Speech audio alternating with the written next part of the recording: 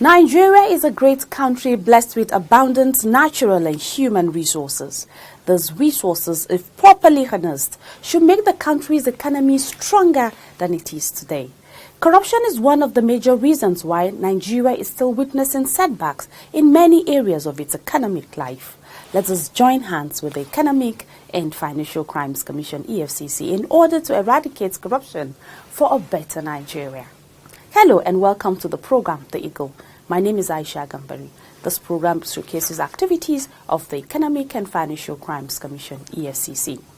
On today's edition of the program, we'll bring you a special report which seeks to know if value reorientation can play a role in corruption prevention. Aisha Mohammed is also on the program with stories from our court update segment. Hello Aisha, what do you have for us today from the court update segment? Welcome to this week's edition of the program. As part of the court update segment today, the trial of Jide Omokori, the embattled chairman of Atlantic Energy Brass Development Limited and Atlantic Energy Drilling Concept Limited, is progressing before Justice Nnamdi Dingba of the Federal High Court sitting in Maitama, Abuja.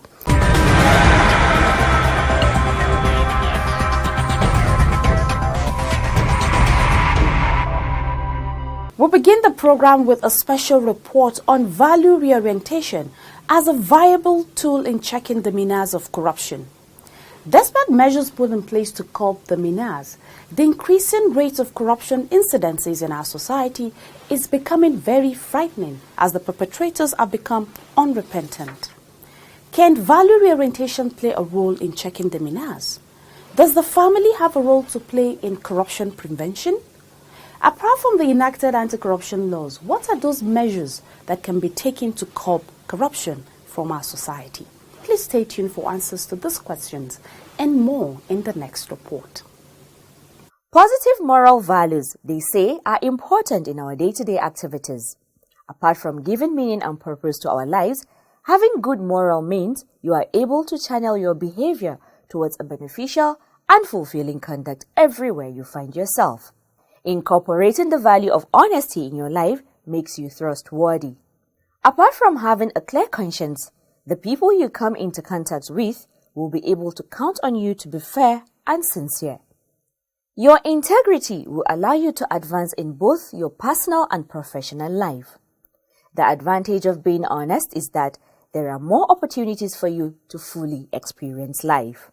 The issue of integrity brings us to the menace of corruption. A lot of Nigerians are no longer concerned about their integrity, which is evident in the way and manner public funds is being looted for private gains. Corruption, as many would say, is endemic in Nigeria. Everywhere you go, the menace stares you in the face. Poverty is also as a result of corruption, because funds meant for developmental purposes are being diverted for private gains. Recognizing these many challenges, the federal government established various agencies to combat corruption, some of which include the Independent Corrupt Practices and Other Related Offences Commission (ICPC), the Economic and Financial Crimes Commission (EFCC), and the Code of Conduct Bureau (CCB), among others, with each having its separate laws. These laws serve as a guiding principle for these agencies and also specify various punishments for offences committed. But despite the numerous measures taken, a number of unscrupulous individuals still get involved in corrupt acts, which is why the issue of corruption prevention has been the major subject of discussion in many fora. Apart from the time, cost and resources wasted in the process of trials, many are of the belief that if the act is prevented from taking place, less energy will be expended in fighting it. This brings to mind if other measures in addition to the laws can help check the menace of corruption in our society. The Eagle crew was on the street of Abuja to find out from respondents what measures can be taken in order to prevent corruption in our society.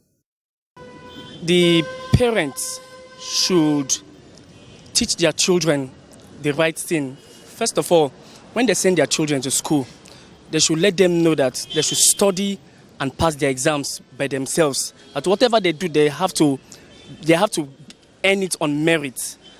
Because I believe some parents are the ones that allow their children to go into all these corrupt practices, malpractices.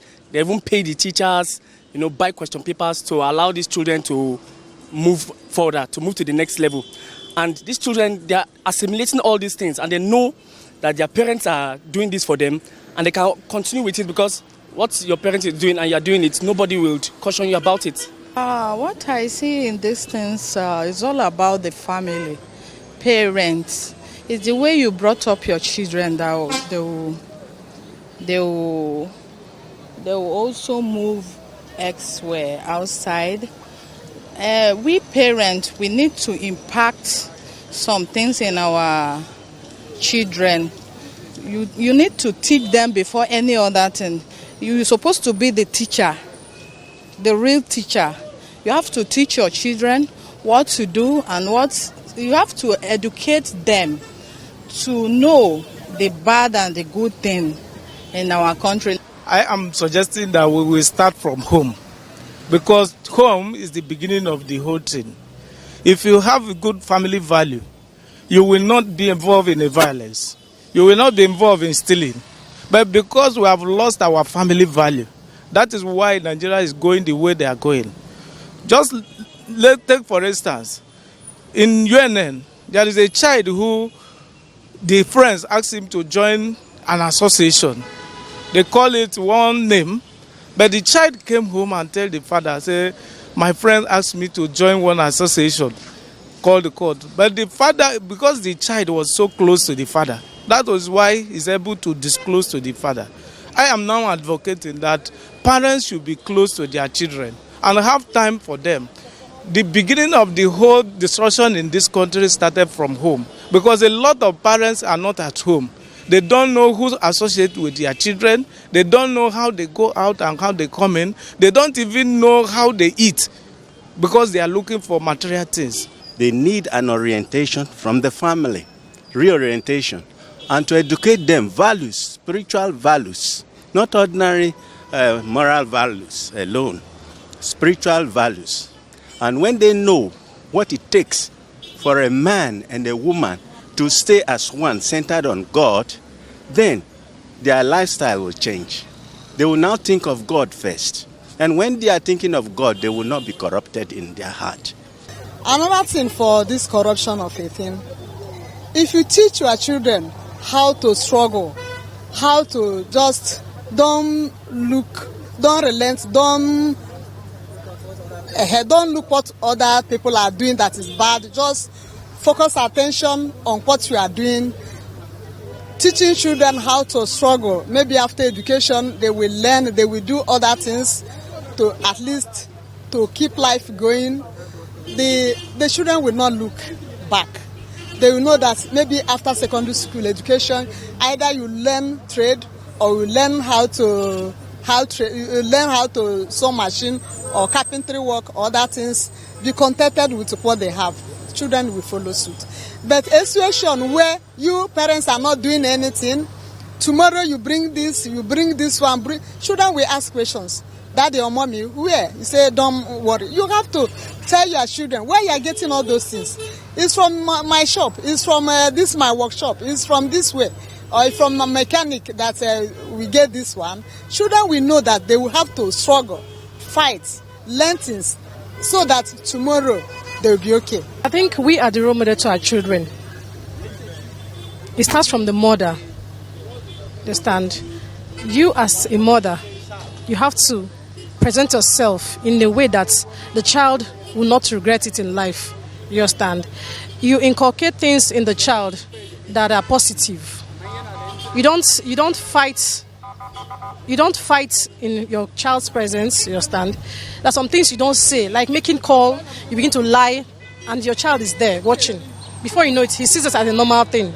The future of our country depends upon the moral values instilled in our children, because children have an immense power of observation. Some respondents called on parents to be good example to their wards. I think it should be a kind of general sensitization from the family. It should be taught to the children, and then immediately they get to school, because it starts even at the nursery level. You leave your own food, you go to take another person's food. That is corrupt practice. So at that level, it should not be taught as a course, but as a kind of instilling values in children.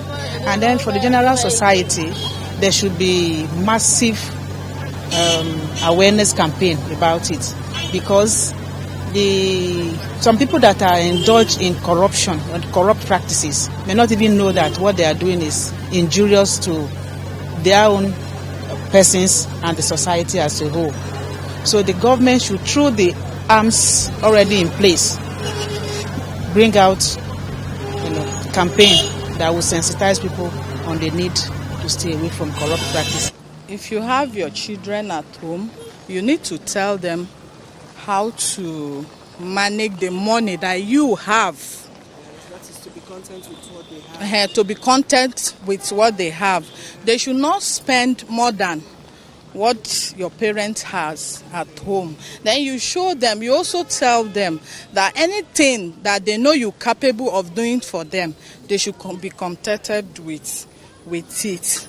They should not go outside and be looking at their friends, somebody else outside, that mommy, come and buy this thing for me. I saw these also things in my friend's place, I want to have it. No, you have to teach your children what you can do for them. They should accept you. Anything you can afford to them, they should accept you like that. The process of learning for a child is not magical. It is important that we instill a sound base of strong moral values into our children. The young people, they often say, are the future of the world. Imagine a society where everything works. Durable road networks, stable electricity supply, portable water, well-equipped and functional healthcare facilities, quality education for all, affordable housing schemes, social security benefits, job creation, and a lot more that makes life comfortable to live. That is an ideal society. We can only achieve these if we all play our part. Say no to corruption to enjoy these benefits. Kill corruption to save Nigeria. This message is from the Economic and Financial Crimes Commission, EFCC. Glad to know you're still there. Moral values are extremely important in our overall well-being, as it provides a structure for our lives. We should all work towards a better Nigeria by imbibing good conduct and instilling discipline and good morals in our children. Honesty, they say, is the best policy, as it makes you respectable, reliable, and dependable everywhere you find yourself. Next on the program is the Court Update segment. And as part of the segment, Justice J.K. Omotosho of the Federal High Court sitting in Port Harcourt, Rivers State, has admitted in evidence several exhibits tendered by the Economic and Financial Crimes Commission, EFCC, against 9 foreigners and 2 Nigerians facing trial for alleged illegal oil bunkering. Over to Aisha Mohammed for more details on this and other reports. Please stay tuned. Thank you for staying tuned. Justice Mojisola Olatoregun of the Federal High Court sitting in Ikoyi, Lagos, has ordered the final forfeiture of 2 properties in Lagos allegedly belonging to a former Minister of Petroleum Resources, Diezani Alison Madueke, to the federal government. The properties, which include penthouses, were among the properties traced to her by the EFCC. Please stay tuned for more on this story. The Economic and Financial Crimes Commission, EFCC, had on February 5, 2018, filed a motion and notice dated February 2, 2018, seeking the final forfeiture of the properties to the federal government. In the motion and notice, the applicant counsel, ABC Ozioko, had sought the order of the court prohibiting any disposal, conveyance, mortgage, lease, sale, or alienation or otherwise of the assets which are reasonably suspected to be proceeds of an unlawful activity. He also sought the order of the court authorizing the EFCC to appoint a competent person or firm to manage the assets. The motion and notice was served on Chima Umezurike, counsel to the respondents, which include Diezani Alison Madueke, Donald Chidi Amangbo, Skillberg LCC, and Sequoia Properties Limited. At the last adjourned date, the motion was taken and counsel to the respondents, Uwazurike, did not oppose the application for the final forfeiture of the properties. Justice Olatoregun consequently in her ruling granted the applicants' prayers and ordered the final forfeiture of the said properties. The EFCC, on 5th December 2017, filed an ex parte application seeking a temporary forfeiture of the properties which were suspected to be proceeds of an unlawful activity. The application was supported by a 34-paragraph affidavit disposed to by Abdul Rashid Bawa, an investigator with the EFCC. In a ruling on the application, Justice Olatoregun had ordered the interim forfeiture of the property. The judge also directed the Commission to publish the forfeiture order in the national newspaper for the respondents or any interested persons to show cause why the properties should not be permanently forfeited to the federal government.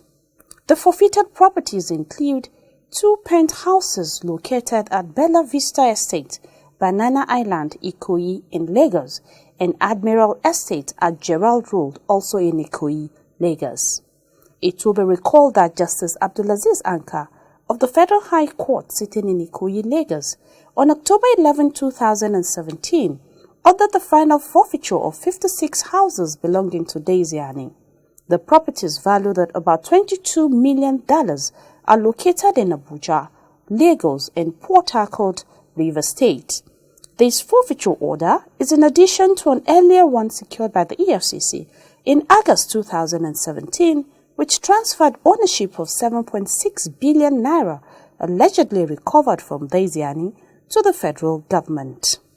Justice Ridwan Aikawa of the Federal High Court sitting in Ikoyi, Lagos, on Friday, March 2, 2018, adjourned further hearing in a 4.9 billion naira fraud case involving a former Minister of Aviation, Femi Fani-Kayode, and others to March 29, 2018. Fani-Kayode is standing trial alongside the former Minister of State for Finance, Senator Ninadi Usman, Danjuma Yusuf, and a company, Joint Trust Dimensions Limited, on a 17-count charge bordering on money laundering. At the last adjourned date, counsel to Fani-Kayode, Norrisin Cookers, SAN, cross-examined a prosecution witness, Shedalis Ghana, who is a branch manager of a new generation bank based in Abuja. During the cross-examination, Cookers sought to establish a contradiction in the testimony the witness gave in the statement she made to the Economic and Financial Crimes Commission EFCC.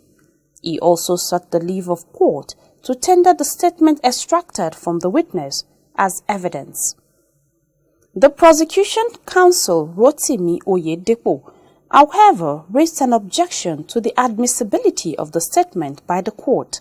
Oyedepo argued that the defense counsel must establish the contradiction between the testimony given in chief and the details in the statements. Ferdinand Obi, SAN, counsel to the first defendant, continued with his cross-examination of the witness, who confirmed to the court that exhibits tendered by her were all certified by the bank. She stated that the bank sues for campaign accounts as political parties, including the People's Democratic Party (PDP), organized fundraisers in the build-up to the 2015 general election. She also confirmed that Exhibit 9, which were all checks, are for Joint Trust Dimensions Limited. The witness further said that there was nothing unlawful about the transactions because the bank went through due process when the checks were being processed.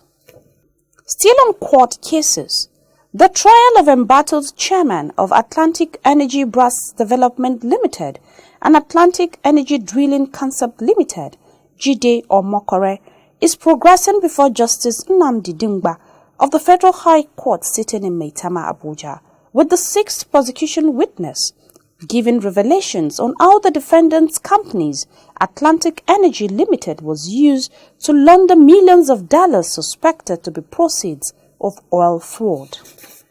Omokore, an ally of a former petroleum minister, Diezani Alison Madueke, is being prosecuted by the EFCC alongside Victor Briggs, Abiye Membere, David Mbanefo, Atlantic Energy Bros Development Limited and Atlantic Energy Drilling Concepts Limited on a 9-count amended charge of criminal diversion of about $1.6 billion alleged to be proceeds of petroleum products belonging to the federal government. Led in evidence by counsel to the EFCC, Rotimi Jacobs, SAN, the witness, who is a compliance officer with the New Generation Bank, revealed how Omokore's company's account within a period of 1 year received credit inflow of over $100 million. During the course of the trial, documents including the account opening package, statement of account and certificate of identification were shown to the witness and he identified them. They were thereafter tendered and admitted in evidence.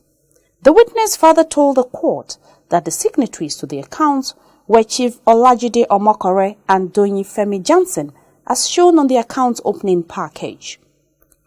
The trial has been adjourned to April 19th, 26th and 27th, 2018 for continuation of trial.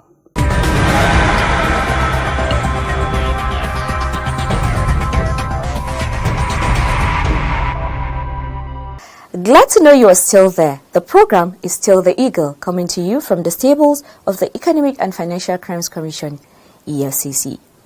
Coming up next, Justice J.K. Omotosho of the Federal High Court sitting in Port Harcourt, Rivers State, admitted several exhibits tendered by the Economic and Financial Crimes Commission, EFCC, against 9 foreigners and 2 Nigerians who are facing trial for alleged illegal oil bunkering. The report.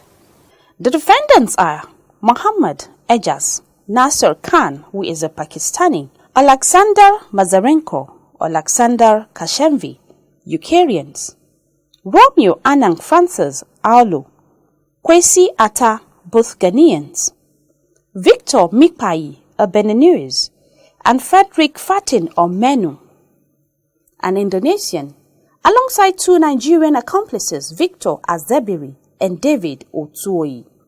They were arraigned alongside a company, Astro Shipping Corporation SA, and a vessel, MT Techni, also known as MT Star, on November 21, 2017, on a 4-count charge bordering on conspiracy, dealing in petroleum products without a license, and tampering with oil pipelines. At the last adjourned sitting, counsel to EFCC, Hamed Arogba, presented 2 witnesses. One of the witnesses, a warrant officer of the Nigerian Navy, told the court that the defendants were arrested on April 24, 2017 by the Nigerian Navy Service in Delta while siphoning crude oil at Shell Petroleum Development Company, Afremo A Terminal southeast of Escravos in Burutu local government area of Delta State. He stated that the vessel used for their operation, MT Techni, was loaded with 903,000 metric tons of products suspected to be crude oil. The second prosecution witness, who is an operative of the EFCC, told the court that the defendants were handed over to the EFCC on July 21, 2017 by the Military Defense Intelligence.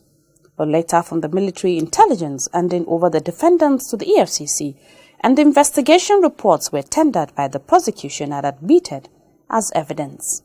Also tendered were statements obtained from the defendants by the EFCC on the 31st of July 2016.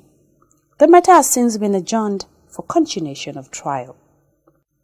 In another development, the Economic and Financial Crimes Commission EFCC is prosecuting Nanle Miracle Dariye, son of former Plateau State Governor Joshua Dariye, on a 6-count charge of money laundering. Dariye was arraigned alongside Apartments Low Paradise, an hotel where he was a director before Justice Ijoma Ojukwu of the Federal High Court in Abuja. He was alleged to have sometimes in 2013 fails to report a cash transaction to the tune of 1.5 billion naira, which he received through the hotel's account in one of the old generation banks. The amount is above the threshold of the 10 million naira permissible by law. Additionally, it was also discovered that the hotel was not registered as a designated non-financial institution with the Special Control Unit Against Money Laundering, SCUML. The offence is in contravention of Section 5, Subsection 1A of the Money Laundering Prohibition Act 2011 as amended, and punishable under Section 5, Subsection B of the same Act. The defendant pleaded not guilty to the charge when they were read to him. In view of his plea, counsel to EFCC, Judge Adebola asked the court to fix a date for trial and for the defendant to be remanded in prison custody. Darius' counsel, Charles Abalaka, however pleaded that he has filed an application for bail. He asked the court to admit his client to bail while presenting two sureties. Justice Ojukwu admitted the defendant to bail in the sum of 5 million naira with two sureties in like sum. The sureties, the judge ruled, must be residents of Abuja and must also provide tax evidences for the year 2015, 2016, and 2017. The judge thereafter adjourned the case to April 10th to 12th, 2018 for commencement of trial. And that's all we have for you from the Court Updates segment this week. Please keep a date with us next week as we bring you fresh stories emerging from trials and prosecution of corruption offenders. My name is Aisha Mohammed. Please be part of the ongoing fight against corruption. Have a good time and bye-bye. Thank you, Aisha, for the reports from the Court Updates segment. And with that, we wrap it up on this week's edition of the program, The Eagle. Please don't forget to send your feedback to us via The Eagle at efccnigeria.org, or on Google Plus at Official EFCC or Official EFCCNG at gmail.com. Like our page on facebook.com/Official EFCC, and to follow us on Twitter, go to Official EFCC. And to watch our programs and other activities, log on to youtube.com/Official EFCC. My name is Aisha Gambari, hoping to see you next week. God bless Nigeria. Bye-bye.